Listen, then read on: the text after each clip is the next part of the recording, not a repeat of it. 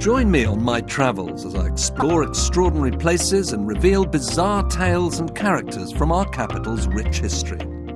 In this programme, an ancient religion, the rich English traveller, and heaven and hell, the tale behind a children's game. I'm allowed into one of the most extraordinary rooms in the capital to reveal the lives of Londoners through the ages, and the story of the last Olympic gold medal and the team who won it.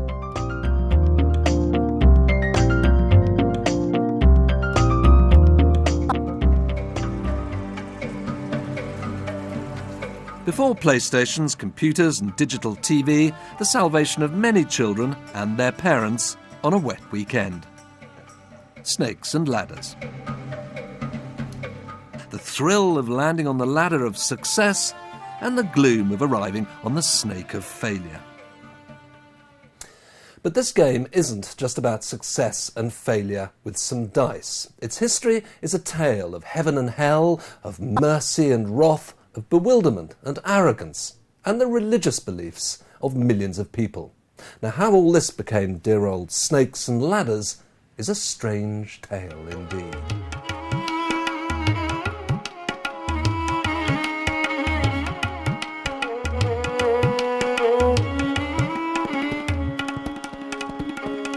This temple in Potter's Bar in Hertfordshire is the spiritual home of Britain's 30,000 followers of the Jain religion, one of the ancient faiths of India.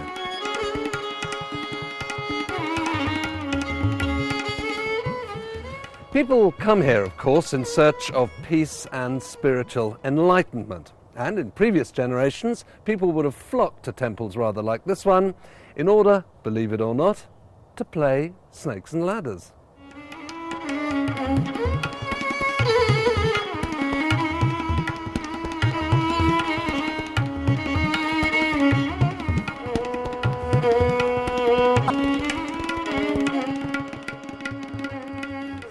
Harshad Sangraika remembers playing what we call snakes and ladders as a child. And Dr. Irving Finkel from the British Museum is an expert on the game in its centuries-old Indian form, where it's known as Moksha Patamu or Gayan Chowpa or Cowpard. What an amazing place! The origins of the game are complex, and so are the original boards on which it was played. In fact, it's not a board at all, and it's covered in information about the destiny of the players. What we have here is an original Indian snakes and ladders board. It probably dates to the end of the 19th century. And it's hand-painted on cloth with angular, rather peculiar ladders going all over the place and lots of realistic snakes, because the artist who did this knew what snakes really looked like. How old is this? It's about 1890, something like that, from a family in northern India. But what's interesting about it, when you only know English snakes and ladders boards, is that every square on it has writing. And the reason for this is rather interesting, because in India, this, what we know as a game, didn't only start out as a game, it had other overtones as well. It was a religious activity, and it was used for teaching children the difference between right and wrong. So these inscriptions are to do with human behaviour. So if you're arrogant or selfish or nasty, you go down the snakes. But if you're generous or open-hearted or spiritual, then you will go up the ladders, and the plan is to go all the way up the ladders to Nirvana at the top, where the, in this case, Hindu Trinity are seated, and that is your fate. You pass into heaven, and of course, if you're wicked and naughty, you go down the snakes, and you go to the unspeakable place. So the idea was to use this game to get children interested in religion and philosophy, to make it attractive for them. Yes, now here we have in square number 57, the word is namrata, which means respect and humility, and the ladder goes from there and it goes up and up to number 79, where the word is Ganga, which means you go to the holy Ganges for being respectful. Example of the snake here, which is at number 86, it says Brahmahatya. Brahmahatya means killing a Brahmin. Brahmins were one of the highest sects of India, or are still considered as one of the highest sects. And if you kill a Brahmin, you fall down to the land of the snakes, down at square number 20. And interestingly here, all the places that are named here are places that are based in hell. And all the places that are named at the top there are all the places that are closer to heaven. So all the places of worship. For example, you find here Mathura, Hardwar, Avantika, Kochi. All these are places that are places of worship for the Hindus, and they are closer to heaven.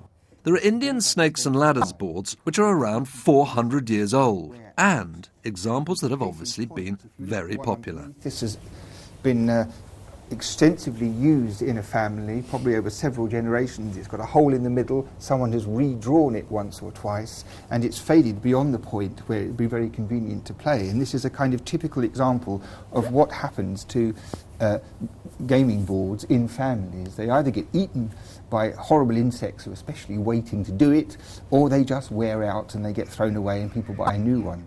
One like this, you can imagine many occasions when people threw the dice and, got near the top and came down again and everybody got cross, and probably the children refused to play anymore like children often do, and it has, to me, a lot more life in it as a real example of a living gaming board.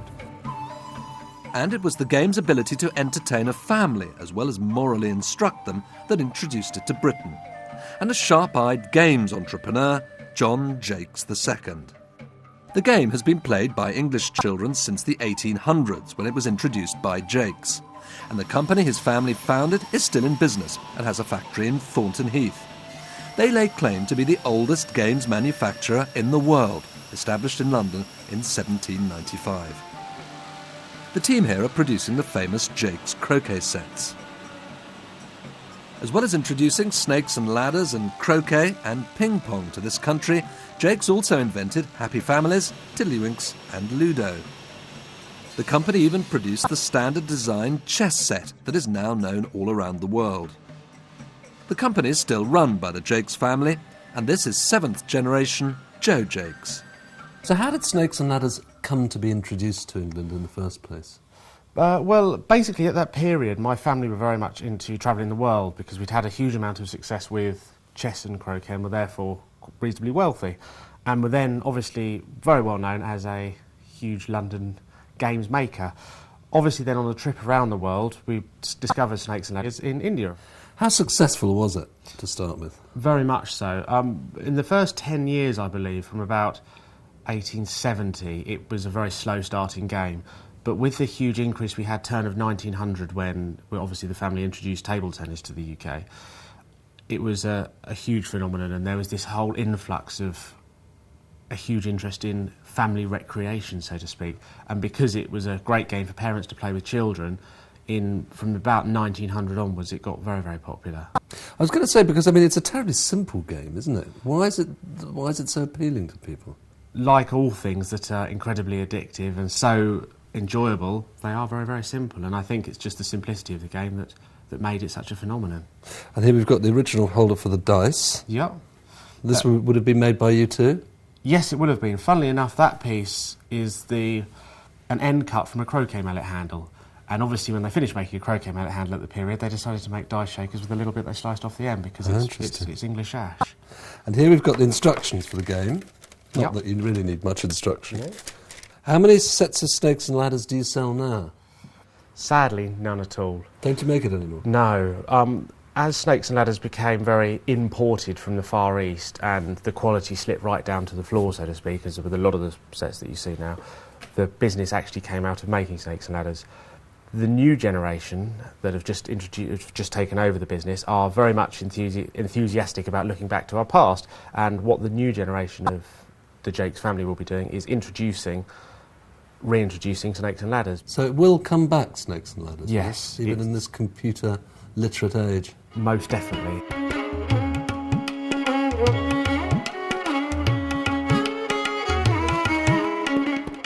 One of the very odd things about the game, though, is the effect it's had on our experts, Dr. Irving Finkel and Harshad Sangraikar. Neither of them like playing it. I'd love to play a little game of snakes. Oh, my so God. you guys come, let's have a go on the picture. I had enough of it when I was a young boy. You've had no, come on, let's have a go. Listen, I play this with my children, at least I used to when they were small, and the only interesting thing about snakes and ladders is to let them win in such a way that they don't notice. There's no other challenge at all. I'm sorry, you can't start. If we're going to play with you, we'll have to... You can't start with a 2. You have to throw a 6 to start You off. see, like this. You have to, We'll I be mean, if here you're going to all day. play, You've if you're started going to now. play, you have to get the 6. Okay, I'm now- glad you pointed this out. I get enough. This is the Crossbones site in Southwark, and it was whilst digging here for the Jubilee Line extension that workmen made a discovery they weren't expecting. An electricity substation that would help power the tube trains was earmarked for this spot. The land here had been unused for generations, but it soon became apparent that it was once used for something. The ribbons and other items tied here to the gates are a mark of respect to the dead, because what was uncovered here was human remains. This is believed to be the site of the Crossbones Cemetery, used for pauper burials until the mid-19th century. Some people believe it was also where prostitutes from the borough were buried, as it was an unconsecrated site. Of course, there are no bones to be seen here now, but in fact, some of them and the amazing stories they reveal do exist, if you know where to find them.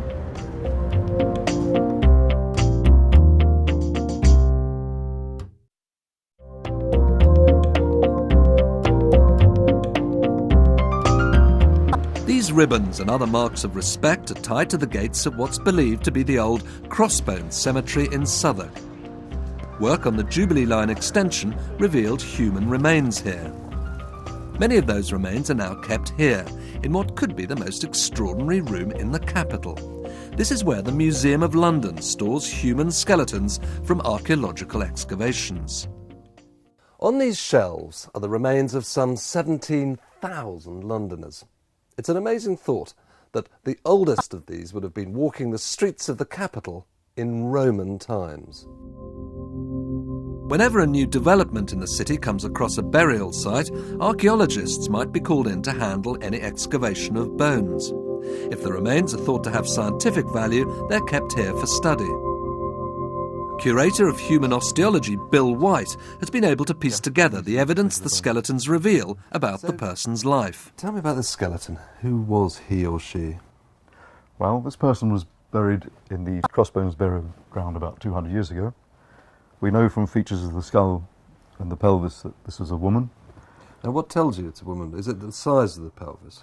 Not necessarily the size, the shape of these particular features, such as this greater sciatic notch, which is much wider and shallower in a woman than in a man. Do you know how she died? She suffered from syphilis, and this may have been fatal in her case. Now, how do you know that? Or what are the clues? From the skull, we see this condition known as carious sicca, a pitting of the bone round here, caused by the disease, the advanced stages. The skin itself would have had ulcers that would have gone all the way through to the bone itself. So would it have been a painful death? Because of the advanced stage of the disease, probably it affected the entire nervous system as well, so she may have been insane and maybe not aware of what was happening to her. This skeleton gave experts an insight into 14th century medical techniques. These are the remains of a monk buried at Merton Priory, and he's still wearing his hernia belt, presumably as he did in life. The body was found with the fingers tucked into it, perhaps because he was in constant pain. Was this familiar position the way he was always remembered? But perhaps the most unexpected find came from a consecrated cemetery in Camden, and it's not quite what it seems. When you first saw this, Bill, what did you think it was? Well, I'm no expert. I thought maybe looking at the textbooks that the bones were suggestive of a small rhinoceros, perhaps. A small rhinoceros? When I first saw it, I sort of rather naively looked at that and thought, well, that could be the thigh bone of a large human. In fact, it's not from a rhinoceros, and it's certainly not a human thigh bone, as I thought. And after extensive research involving the Natural History Museum in South Kensington, its true identity was eventually revealed. It's the remains of a large walrus. A large walrus from Camden? Indeed. What was it doing there? We don't know for certain. The bones here were jumbled up with sawn-up human bones that seem to have been dissected at a local medical school or the like. So what bit of the walrus would that have been, for example? That is the ulnar, one of the bones of the forearm from the left side in this case, and the flipper would have come off from there. And can you tell from these bones how big this animal would have been? From the measurements, it does seem to have been a very large specimen by modern standards, yeah. How long would it have been? Do you know? 3 metres or more in length, probably. Wow. So it wouldn't have been swimming up the Thames. This would have been in a private aquarium, probably. A private collection of some sort, yes. Well, the London that all these people would have known is now long gone. But their remains are still talking to Bill's team and telling them about what their world was really like. This is the laboratory for the osteologists, and research here can reveal a great deal about how we all lived hundreds of years ago. So, Jelena, what's special about this skeleton that you're working on? This skeleton's special because we actually know the individual's name, and he's Richard Hand, and he came from an excavation that was done at Chelsea Old Church in 2000. So how do you know his name? We know his name because over 90 of the burial coffins survived, and Richard Hand was one of the individuals that they were able to place with a coffin and plate. Because they know who it was, they've been able to piece together some of his personal history. And intriguingly, he's left a legacy that many of us are familiar with. So what kind of a man was this guy?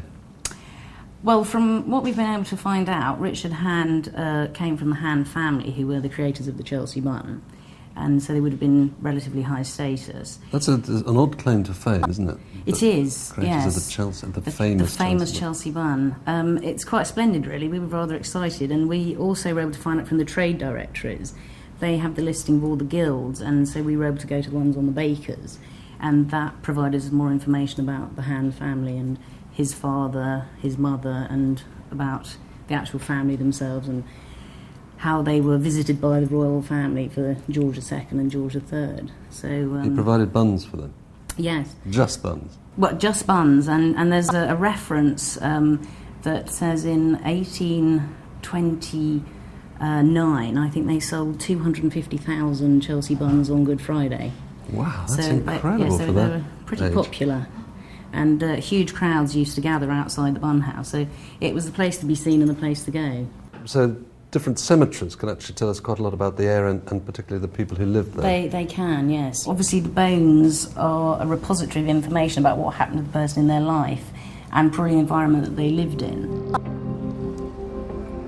Well, there you have it. Proof, if you needed it, that the most fascinating thing about this ancient city is not its landmarks or its architecture, but its people, both in life and in death.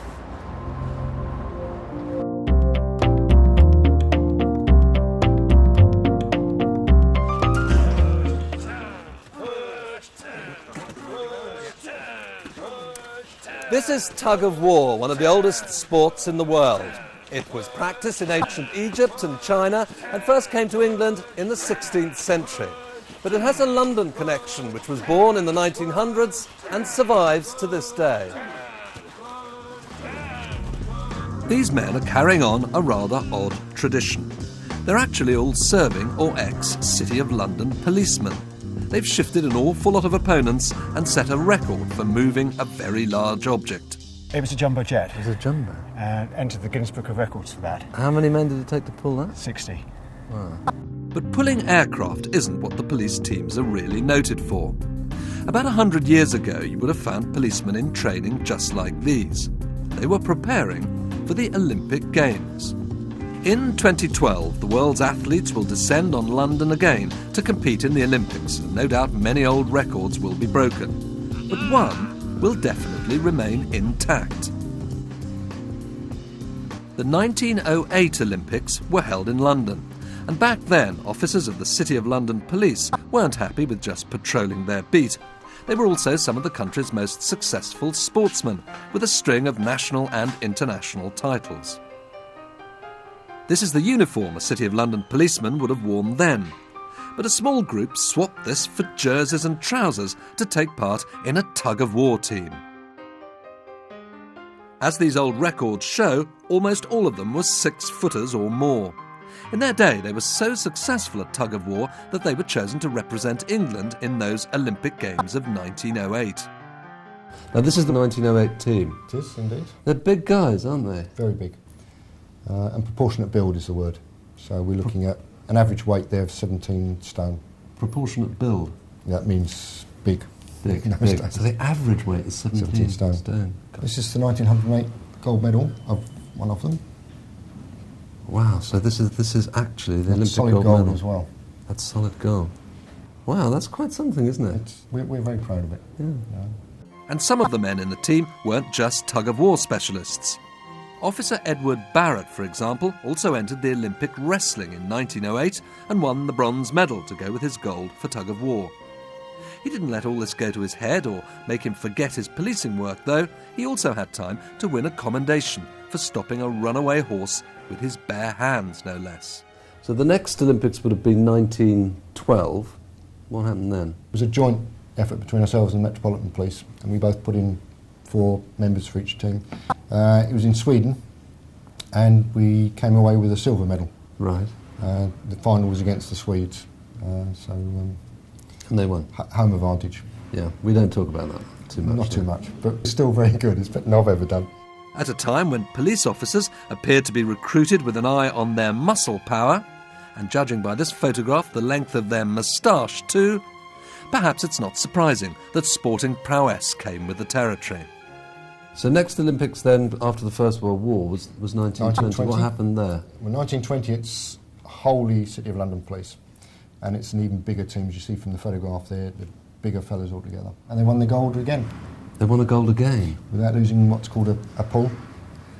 And the rest of the world gave up and took up synchronised swimming, things like that. Really? I'm not surprised looking at this lot. And have we got the gold medal from the 1920s? The gold medal from 1920 is this one. It's not solid gold. They by then had made them bigger, and it's a silver gilt. So that's not solid gold. Much bigger though. Yes. And much heavier too. Now this gold medal is even more significant than it at first appears, because it's the last one. No gold medal has ever been awarded since. What that means is because the tug-of-war was dropped as an Olympic sport after the 1920s Olympics, the City of London police are still the reigning tug-of-war Olympic champions.